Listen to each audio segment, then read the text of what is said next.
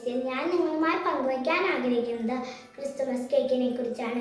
Christmas ആഘോഷങ്ങളിൽ ഒഴിവാക്കാൻ പറ്റാത്ത ഒന്നാണ് കേക്ക്.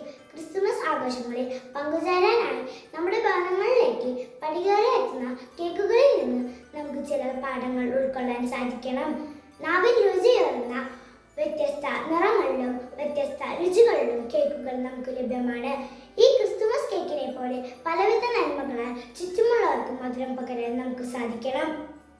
ഇത്തവണ കേക്ക് മുറിക്കുമ്പോൾ ഉണ്ണീശോ നമ്മുടെ ഭവനത്തിലുണ്ടായിരിക്കണം.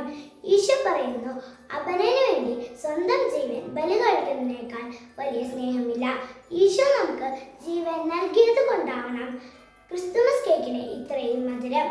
ഒരു കേക്കിന്റെ മധുരമില്ലാതെ ക്രിസ്തുമസ് പൂർത്തിയാകില്ല.